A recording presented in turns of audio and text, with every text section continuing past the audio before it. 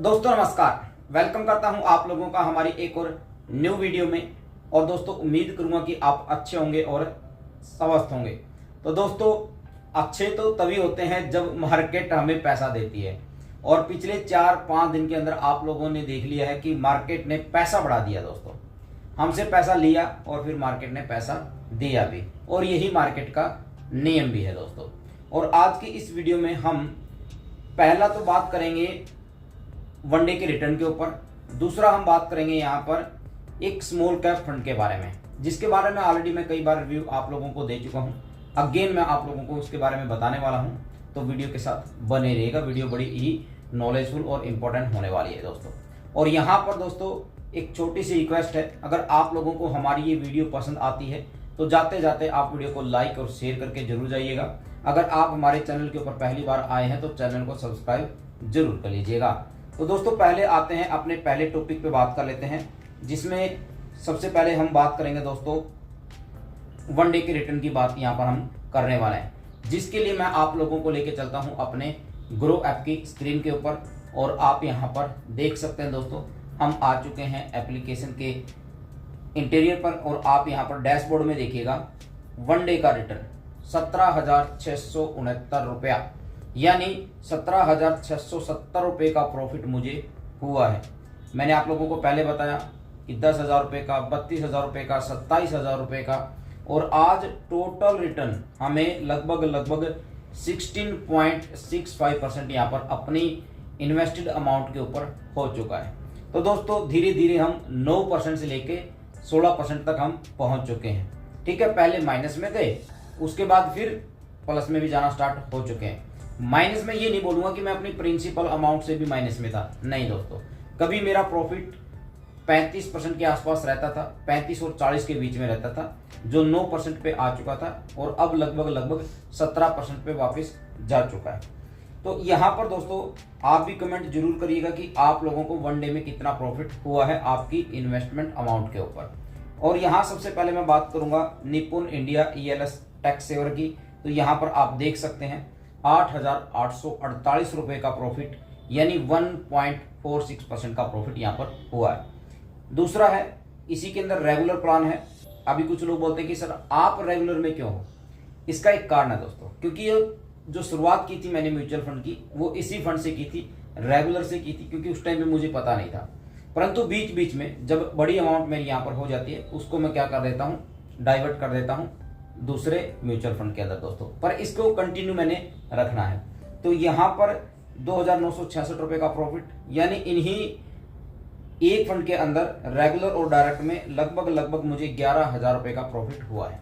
इसके अलावा आप यहाँ पर देख सकते हैं कैनरा रोबेको स्मॉल कैप है, SBI कॉन्ट्रा है, मोतीलाल ओसवाल है। हर एक म्यूचुअल फंड ने मुझे प्रॉफिट बना के दिया दोस्तों, चाहे वो थोड़ा बना के दिया हो, चाहे वो ज़्यादा बना के दिया हो। प्रॉफिट डिपेंड करता है आपकी इन्वेस्टमेंट अमाउंट के ऊपर। जितनी बड़ी अमाउंट आपकी होगी उतना बड़ा प्रॉफिट आपको मिलेगा। और दोस्तों जरूरी भी था, क्योंकि जो नए लोग थे ना, वो इतने डीमोटिवेट हो चुके थे, लोगों ने अपनी SIP को रोक दिया। SIP तो छोड़िए, जो इन्वेस्ट किया था ना उसको विड्रॉल भी कर दिया। ये सबसे बड़ी गलती की है लोगों ने, और ये गलती आपने कभी नहीं करना दोस्तों। जो हमारी हर एक वीडियो को देखते हैं, प्लीज आप ये कभी भी गलती मत करना। मैं एक बात आप लोगों को बोलता हूं, आप यहां पर 1, 2, 3, 4, 5, 6 साल के लिए नहीं आए हो। 15 से 20 साल का अगर आपका टारगेट है तो म्यूचुअल फंड में आओ, अदरवाइज मत आओ। 10-12 साल के लिए भी मत आओ। 1-2 साल वाले तो एंट्री मत रखो, सोचो ही मत, अपने दिमाग में मत लेके आओ कि मुझे म्यूचुअल फंड में पैसा लगाना है या नहीं लगाना है, वो तो दूर की बात है।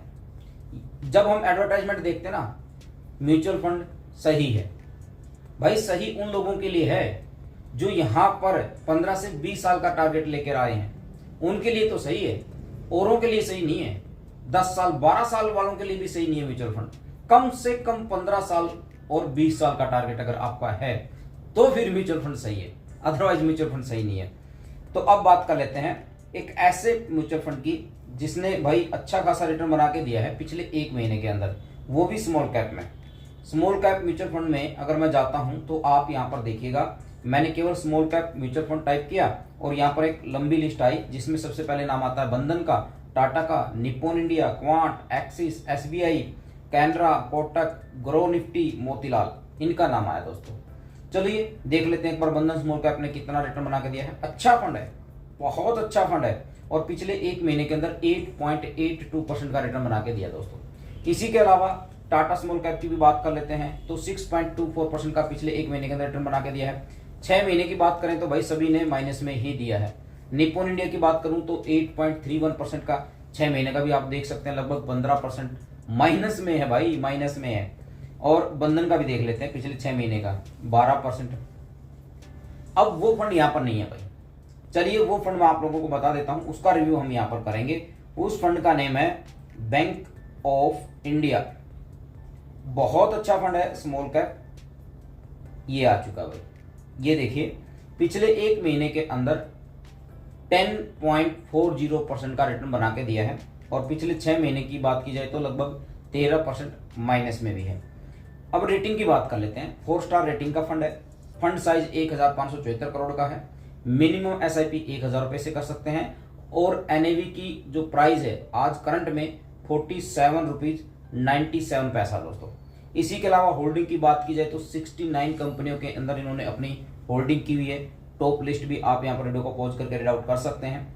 इसके साथ साथ सिमिलर फंड की बात की जाए तो इन्वेस्को इंडिया स्मॉल कैप है, टाटा स्मॉल कैप है, निप्पॉन इंडिया है, क्वांट है, फ्रैंकलिन है, इसके साथ आप कंपेयर भी कर सकते हैं। एक्सपेंस रेशियो की बात करूंगा तो यहाँ पर 0.55% का एक्सपेंस रेशियो आप लोगों का रहने वाला है।